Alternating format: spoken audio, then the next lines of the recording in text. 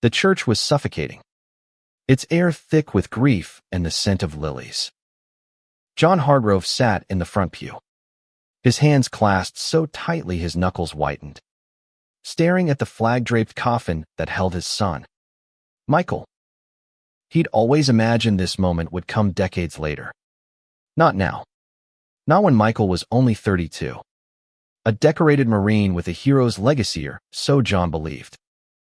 Outside, the autumn wind howled through the small Virginia town of Willow Creek, rattling the stained glass windows. The congregation murmured softly, their whispers a low hum of condolences and shared sorrow. John barely heard them.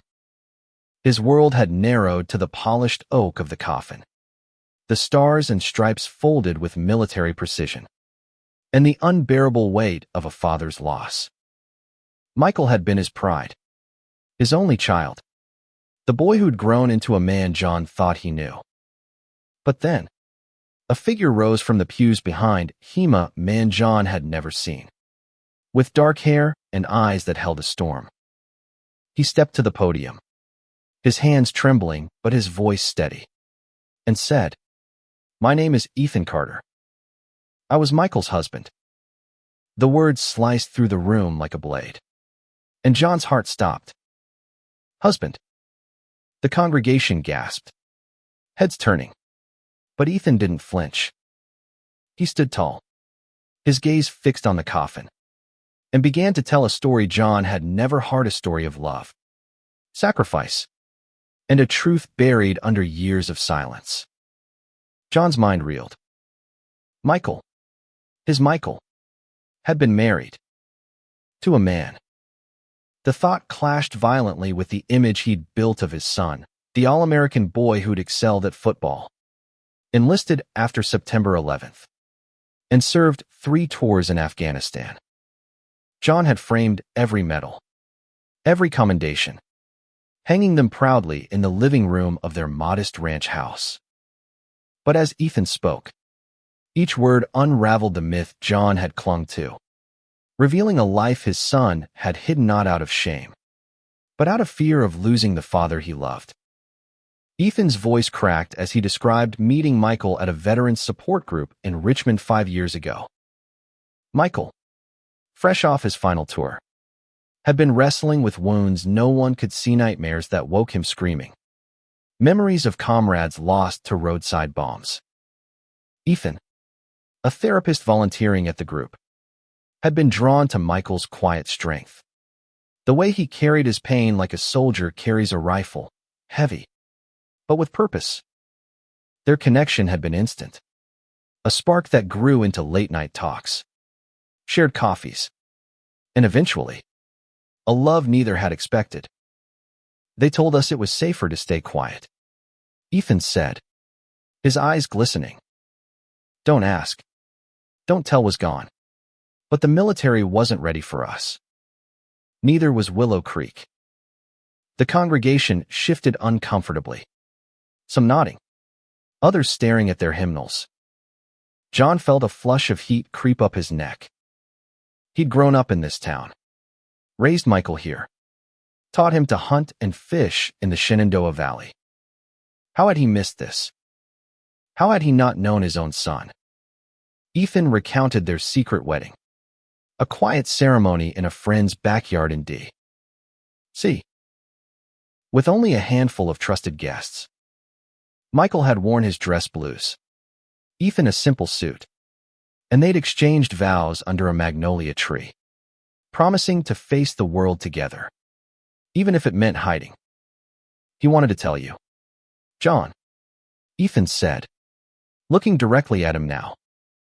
He wrote you letters, dozens of them, but he could never send them. He was afraid you'd turn away. John's throat tightened. He remembered Michael's last visit home, 2 years ago, how he'd seemed distant, his smiles forced. John had chalked it up to the war, to the weight of service. Now, he saw it differently. Michael had been carrying the burden of a double life, torn between duty to his country and love for a man his father might reject. As Ethan continued, He spoke of Michael's final mission, not the one in Afghanistan, but the one he'd undertaken at home. Michael had been working with a local LGBTQ youth group, mentoring kids who felt as lost as he once had. He'd kept it from John, knowing his father's conservative roots ran deep, shaped by a lifetime in a town where tradition was law. But Michael hadn't been ashamed. He'd been proud of the kids he helped, proud of the life he'd built with Ethan, proud of the man he'd become. The congregation was silent now, the weight of Ethan's words settling over them. John felt a tear slip down his cheek, the first he'd shed since the military chaplain knocked on his door a week ago. He'd thought he'd known grief then, but this was different, a raw, jagged pain that came from realizing he'd failed his son in ways he couldn't yet fathom. Ethan stepped down from the podium, clutching a small box. He approached John, who stood frozen, and pressed it into his hands. "These are his letters," Ethan whispered. "He wrote them for you. I hope you'll read them." Then he returned to the coffin, placed the white rose on top, and bowed his head. John stared at the box, its edges worn from years of being held. Opened. Closed. He didn't know what he'd find inside, but he knew one thing. The son he'd mourned as a hero was more complex, more human than he'd ever imagined.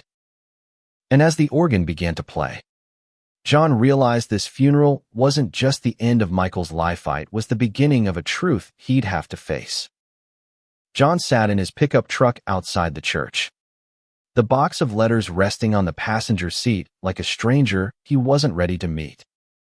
The funeral had ended hours ago, but he couldn't bring himself to drive home. Willow Creek's streets were quiet, the kind of quiet that felt like the town was holding its breath, waiting for him to decide what came next. He hadn't spoken to Ethan after the service. He'd wanted to God. He'd wanted to ask 1,000 questions, but the words had stuck in his throat, tangled in years of unspoken assumptions. Instead, he'd watched Ethan walk away, his shoulders slumped but his head high, disappearing into the crowd of mourners. John had stayed behind, shaking hands, accepting condolences, all while the word husband echoed in his mind like a gunshot. Back at home, the ranch house felt emptier than ever. Michael's medals still hung on the wall, glinting in the dim light of the living room. John poured himself a whiskey, the bottle trembling in his hand, and sat at the kitchen table. The box sat in front of him, unopened. He traced its edges, wondering what Michael had written, what truths he'd been too afraid to share. Finally, he opened it. Inside were dozens of envelopes, some yellowed with age, others crisp and new. Each one was addressed to Dad in Michael's careful handwriting. John's chest tightened as he pulled out the first letter, dated 5 years ago, just after Michael's final tour. "Dear Dad," it began. "I don't know how to tell you this, so I'm writing it instead. I met someone. His name is Ethan, and he's the best thing that's ever happened to me. I wish I could bring him home, introduce you, but I'm scared you won't understand." John's eyes blurred with tears. He read on, letter after letter, each one a window into a life he'd never known. Michael wrote about falling in love, about the fear of being outed in the Marines, about the joy of finding a community that accepted him. He wrote about Ethan's laugh, how it could pull him out of the darkest nights. He wrote about the kids he mentored, how their courage gave him hope. And he wrote about John, about how much he loved him, how much he feared disappointing him. "I wanted to be the son you were proud of," one letter said, "but I couldn't be that and be myself. I hope one day you'll see me for who I am, not who I pretended to be." John set the letter down, his hands shaking. He'd spent years boasting about Michael's bravery, his sacrifice, But he'd never considered what it cost his son to live a lie. He thought of the times Michael had come home, quiet and withdrawn, and how John had filled the silence with talk of hunting trips or football games, never asking the questions that mattered. He read until dawn, the whiskey untouched, the letters piling up around him. Some were short, just a few lines of longing or frustration. Others were long, spilling over with stories of Michael's life with Eve in their apartment in Richmond, their late-night drives along the James River, their dreams of a future where they didn't have to hide. One letter, dated just a month before Michael's death, hit John the hardest. "I'm going to tell you, Dad," it read. "I'm coming home next month, and I'm bringing Ethan. I don't know how you'll take it, but I can't keep this from you anymore. I want you to know meal of me." John's breath caught. Michael had been planning to tell him. He'd been ready to bridge the gap, to trust his father with the truth. But then the accident at training exercise gone wrong. The chaplain had said, a mechanical failure, a helicopter crash. Michael never made it home. The realization crushed John. He'd lost his son twice, once to death, and once to the years of silence that had kept them apart. He wanted to scream, to break something, but all he could do was cry, his sobs echoing in the empty house. As the sun rose, painting the kitchen in soft gold, John made a decision. He couldn't change the past, but he could face the truth. He picked up the phone and dialed the number Ethan had left on a card in the box. His heart pounded as it rang. And when Ethan's voice answered, hesitant but warm, John said, "I read the letters. Can we talk?" Ethan's apartment in Richmond was small but warm, with bookshelves overflowing and a coffee pot that never seemed to cool. John sat on a worn couch, clutching a mug, feeling out of place in this space that had been Michael's home. Ethan sat across from him, his eyes guarded but kind, a photo of him and Michael on the table between them. They were laughing in the picture, arms around each other, standing on a pier with the James River sparkling behind them. John couldn't look at it for long. "I didn't know where to start," John said, his voice rough. "I didn't know any of this." Ethan nodded, his fingers tracing the edge of the photo. "He wanted to tell you. He was so close to doing it." They talked for hours, the conversation halting at first, then flowing like a river breaking through a dam. Ethan told John about Michael's life after the Marines, how he'd thrown himself into helping others, especially queer kids who felt alone in the world. Michael had been a mentor at a local youth center, teaching them to believe in themselves, to fight for their place in a world that often pushed them to the margins. He was good at it, Ethan said, a small smile breaking through his grief. He'd sit with these kids for hours, listening, telling them they were enough. He said he saw himself in them, the kid who grew up hiding who he was. John's chest ached. He remembered Michael as a boy, quiet and serious, always trying to please his father. He'd push Michael toward sports, toward the military, thinking it would make him strong, make him a man. Now, he saw how those expectations had built a wall between them, one Michael had spent years trying to climb. Ethan shared more memories, small ones, like Michael burning pancakes on Sunday mornings, and big ones, like the night they danced together at a friend's wedding, stealing a moment in the shadows.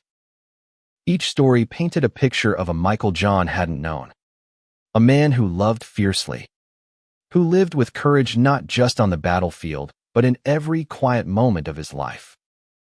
John asked about the youth center, and Ethan's eyes lit up. It was Michael's heart. He said he wanted to create a safe space, somewhere kids could be themselves without fear. He was working on a scholarship fund for them before. Ethan's voice broke. and he looked away. John felt a spark of something purpose, maybe ignite inside him. "Tell me about it," he said. "The scholarship. What was his plan?" Ethan explained how Michael had been fundraising, reaching out to veterans groups and local businesses, trying to build a legacy for kids who needed it most. The fund was still in its early stages, barely off the ground when Michael died. He believed in second chances. Ethan said he wanted to give them what he never had growing up a place to belong. As the afternoon faded into evening, John felt the weight of his own ignorance lifting, replaced by a need to do something, to honor the son he was only now beginning to understand. "I want to help," he said, his voice firm. "With the scholarship. I want to keep it going." Ethan looked at him, surprised but hopeful. "You mean that?" John nodded. "It's what Michael would have wanted. And I owe him this." They spent the rest of the evening planning, sketching out ideas on a notepad. John offered to tap into his savings, to reach out to his old military contacts. Ethan suggested hosting a community event to raise awareness. For the first time since the funeral, John felt like he was moving forward, not just grieving. As he left Ethan's apartment, the photo of Michael and Ethan on the pier caught his eye again. This time, he didn't look away. He saw the love in their smiles, the way Michael's hand rested on Ethan's shoulder. And for the first time, John felt a flicker of pride, not for the war hero he'd thought he'd raised, but for the man his son had become. The youth center was a modest building on the edge of Richmond, its walls covered in colorful murals painted by the kids who came there. John stood outside, his boots crunching on the gravel lot, feeling like an outsider in a place that had meant so much to his son. Ethan had invited him to meet the kids Michael had mentored, to see the world his son had fought for in his own quiet way. Inside, the air buzzed with energy. Teenagers laughed and argued.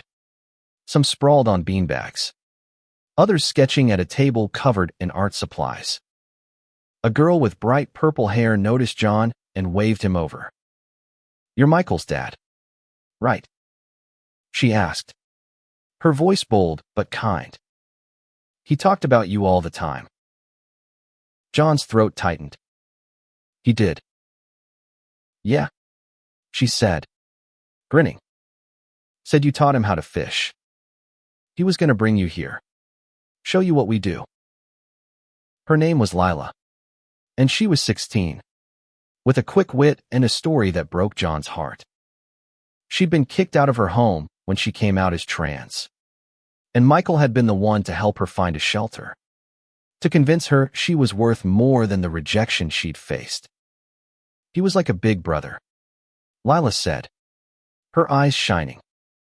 "He made us feel like we mattered."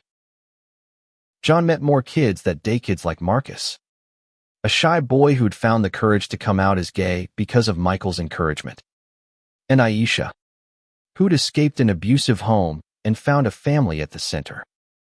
Each story was a testament to Michael's impact, a legacy that went beyond medals or battlefield heroics. John listened, his chest swelling with a mix of pride and regret. Ethan showed him the scholarship board, a corkboard covered in photos of kids and handwritten notes about their dreams: college, art school, trade programs. Michael wanted to make sure they had a chance. Ethan said he knew what it was like to feel trapped. John nodded, his mind racing. He'd spent his life working as a mechanic, saving every penny for a retirement he wasn't sure he'd live to enjoy. Now, he saw a purpose for that money. "How much do you need to get the scholarship going?" he asked. Ethan hesitated. "It's not just money. It's time, connections, getting the community on board. Willow Creek, it's not exactly open-minded." John knew what he meant. The town had whispered about Ethan's speech at the funeral, some with sympathy, others with judgment. John had overheard the latter at the hardware store. Old friends muttering about that kind of lifestyle. He'd stayed silent then, but he wouldn't now. "I'll talk to them," John said. "The folks in Willow Creek. My old Marine buddies. I'll make them listen." Ethan raised an eyebrow. "You sure about that? It won't be easy." "Nothing worth doing is," John said, echoing a phrase he'd once told Michael when he was struggling with boot camp. Over the next few weeks, John threw himself into the work. He called old friends, knocked on doors, even spoke at a town hall meeting, his voice shaking but resolute. He told them about Michael, not the war hero, but the man who'd loved fiercely, who'd fought for kids who had no one else. Some listened, some didn't, but John kept going. He wasn't just fighting for the scholarship. He was fighting for the son he'd failed to know. One night, after a long day of planning, John and Ethan sat on the youth center steps, sharing a thermos of coffee. The stars were bright above Richmond, and for the first time, John felt a connection to Ethan, not as a stranger, but as someone who'd loved Michael as deeply as he had. "He'd be proud of you," Ethan said quietly. John shook his head. "I don't know about that, but I'm trying to make it right." Ethan smiled. A sad, knowing smile. That's all he ever wanted. The community event was set for a Saturday in spring. The air warm and thick with the scent of blooming dogwoods.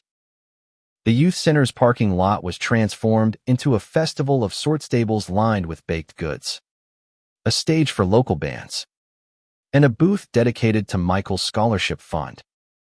John had spent weeks organizing it, calling in every favor he had, convincing Willow Creek's skeptical residents to show up. The turnout surprised him. Families from town mingled with kids from the youth center, their laughter mixing with the strum of guitars. Lila and Marcus ran the scholarship booth, handing out flyers with Michael's photo and a quote from one of his letters. "Everyone deserves a chance to be who they are." John watched from a distance, his heart swelling as he saw the community come together, even if just for a day. Ethan was everywhere, checking sound equipment, thanking donors, introducing John to people who'd known Michael in ways John hadn't. One woman, a teacher from the youth center, told John how Michael had helped her son come to terms with his identity. "He was a light," she said, her voice thick with emotion. "He changed lives." But not everyone was supportive. A group of men from John's old hunting club stood near the edge of the lot, their arms crossed, their faces hard. John recognized their leader, Tom Bradley, a man he'd known since high school. Tom had been one of the loudest voices against changing the town's values at the town hall. John approached them, his stomach tight. "Glad you came, Tom," he said, forcing a smile. Tom shrugged. "Came for the food. Didn't know this was some kind of agenda." John's jaw clenched, but he kept his voice steady. "No agenda. Just trying to do right by my son." Tom snorted. "Your son was a hero, John. Why drag his name into this?" John took a deep breath, remembering Michael's letters, the weight of his son's truth. "Because this was who he was," he said. "He loved a man. He helped kids who felt like they didn't belong. That's the hero I'm honoring." Tom's face reddened, but before he could respond, Lila appeared, holding a flyer. "Mr. Hargrove, we just got another donation," she said, her voice bright. She glanced at Tom, unflinching. "You want one?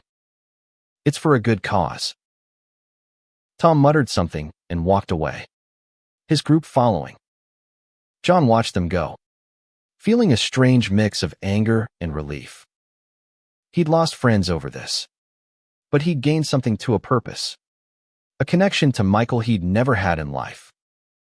As the sun set, Ethan took the stage, holding a microphone. "Thank you all for being here," he said, his voice carrying over the crowd. "This scholarship is Michael's legacy.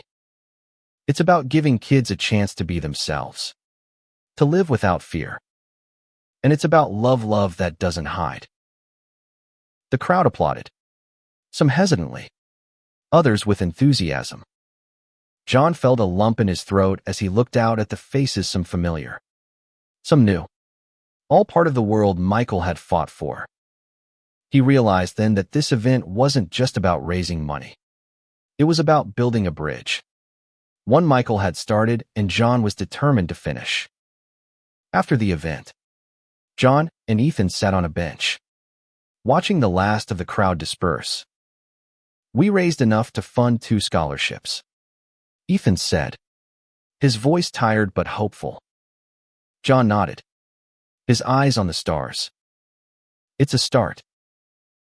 Ethan looked at him, his expression soft. "You're doing right by him, John. He'd be proud." John didn't reply, but for the first time since the funeral, he felt a flicker of peace. He wasn't there yet, but he was trying, and that was enough for now. Months passed, and the scholarship fund grew. John became a regular at the youth center, learning the kids' names, their stories, their dreams. He fixed broken chairs, helped paint new murals, and even tried his hand at baking for their fundraisers, though his cookies were more enthusiasm than skill. The kids teased him, calling him Pops, and he found himself smiling more than he had in years. But the work wasn't easy. Willow Creek was still divided, and John faced pushback anonymous letters in his mailbox, cold shoulders at the diner. One night, someone spray-painted a slur on the youth center's door. John arrived early the next morning, paint can in hand, covering it up before the kids could see. Ethan found him there, his hands streaked with paint, and they worked together in silence, the act a quiet defiance against hate. At home, John kept reading Michael's letters, finding new layers in his son's words. One letter, written during a rough patch in Michael and Ethan's relationship, struck a chord. "I'm scared of losing him, Dad," Michael had written. "But I'm more scared of losing myself. I've spent too long hiding." John thought about those words as he navigated his own fears. He'd grown up in a world where being gay was whispered about, judged, dismissed. He'd carried those biases without questioning them, assuming Michael shared his views. Now, he was unlearning that world, piece by piece, through the kids at the center, through Ethan's patience, through Michael's letters. One afternoon, Lila invited John to a pride event in Richmond, a small parade with rainbow flags and music that spilled into the streets. John hesitated, had never been to anything like it, but Lila's enthusiasm was infectious. "Come on, Pops," she said. Michael would have been there, dancing like a dork. John went, feeling out of place at first, his flannel shirt and work boots stark against the sea of glitter and color. But as he watched the crowd, families, couples, kids like Lila laughing and waving flags, she felt something shift. This was Michael's world, the one he'd fought for, and John was part of it now. Ethan was there too, marching with the youth center's group, a rainbow bandana tied around his wrist. He spotted John and grinned, pulling him into the march. "You're one of us now," Ethan teased, and John laughed, a real laugh that felt like a release. Later, they sat on a park bench, watching the parade wind down. John turned to Ethan, his voice quiet. I wish I'd known him like you did. Ethan's eyes softened. You're knowing him now. Every time you show up for these kids, you're knowing him. John nodded, his gaze on the horizon. He thought of Michael's letters, of the love and fear and hope woven through them. He thought of the kids at the center, carrying their own burdens but shining with resilience. And he thought of Ethan, who'd stood up at the funeral and spoken a truth that had changed everything. I'm sorry, John said suddenly, the words spilling out. For not being the father he needed. For making him feel like he had to hide. Ethan looked at him, his expression steady. You're here now? That's what matters. John didn't reply, but he felt the weight of those words settle into him. He wasn't erasing the past, but he was building something Nawa legacy not just for Michael, but for himself. The first scholarship award ceremony was held a year after Michael's death, in the youth center's newly renovated community room. The space was packed with kids, parents, and community members, their voices mingling with the soft hum of a guitar quartet playing in the corner. John stood at the back, his hands in his pockets, watching as Lila and Marcus stepped up to receive the first 2 scholarships. Lila's speech was short but fierce, her voice cracking as she thanked Michael for believing in her. Marcus spoke next, his words quieter but no less powerful, dedicating his scholarship to the man who'd shown him he could be himself. The room erupted in applause, and John felt a tear slip down his cheek. Pride and grief intertwined. Ethan had worked tirelessly to make this moment happen, coordinating with donors, planning the event, keeping Michael's vision alive. John had been there every step of the way, learning to navigate spreadsheets, speaking at fundraisers, even facing down the town council when they tried to block the center's expansion. He'd lost more friends, but he'd gained a family: Lila, Marcus, Aisha, and the others who called him Pops. After the ceremony, John found Ethan outside, leaning against the mural-covered wall. The night was cool, the stars bright above Richmond. You did good, John said, his voice gruff. We did good, Ethan corrected, smiling. Michael would have loved this. John nodded, his gaze drifting to the Murala vibrant scene of kids holding hands, painted by the center's art group. Michael's name was tucked into the corner, a quiet tribute.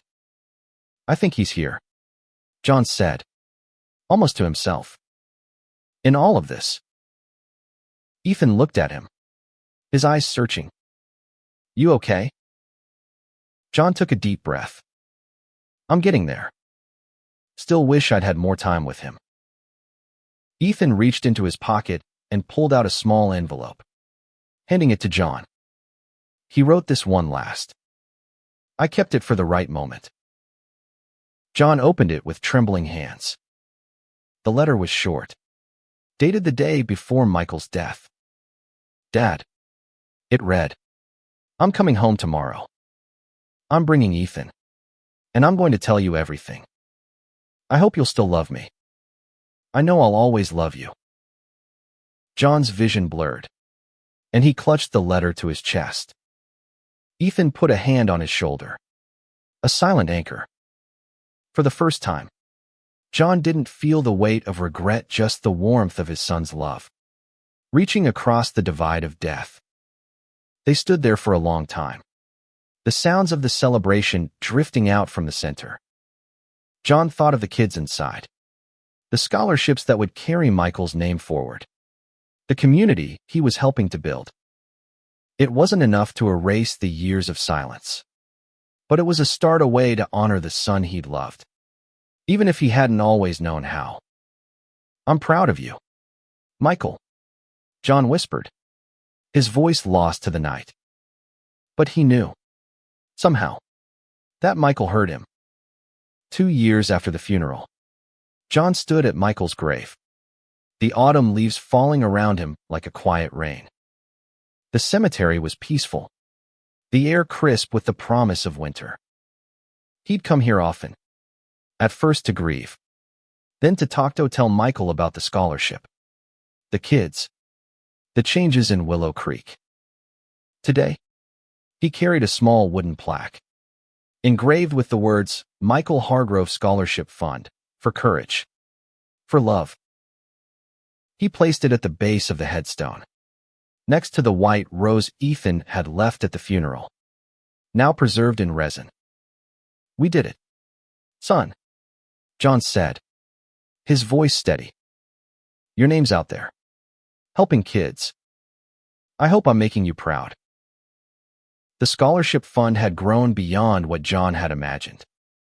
5 more kids had received awards this year, their stories echoing Michael's stories of resilience, of finding their place in a world that didn't always welcome them.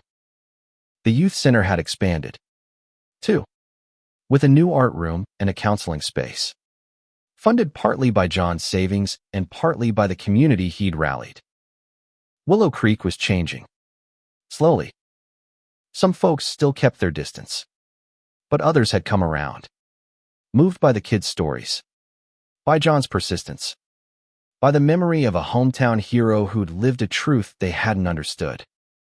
John didn't push, just showed up, day after day, proving that love could bridge even the widest gaps. Ethan had become a constant in John's life, not just a link to Michael but a friend, a partner in their shared mission.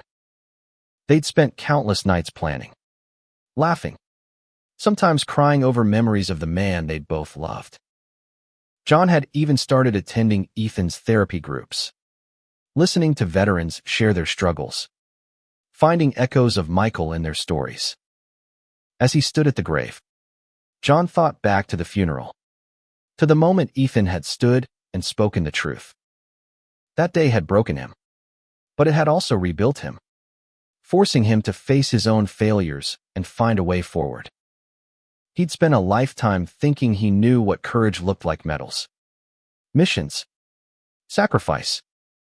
Now, he saw it in Michael's choice to love, to live authentically, to fight for others even when it meant hiding from his own father. John pulled a letter from his pocket, one he'd written himself. Dear Michael, it began. I'm sorry I didn't see you. Not really.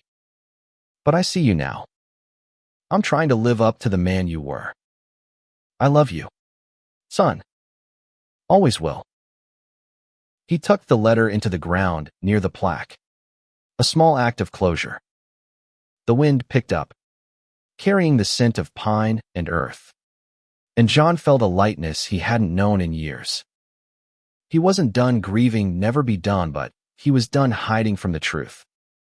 As he walked back to his truck, the sun broke through the clouds, casting a warm glow over the cemetery. John looked back one last time, at the plaque, the rose, the headstone that bore his son's name. And for the first time, he smiled. Michael's legacy wasn't just in the medals or the stories of where it was in the lives he'd touched, the love he'd shared, the truth he'd left behind. John drove home, ready to keep building that legacy. One kid, one story, one step at a time.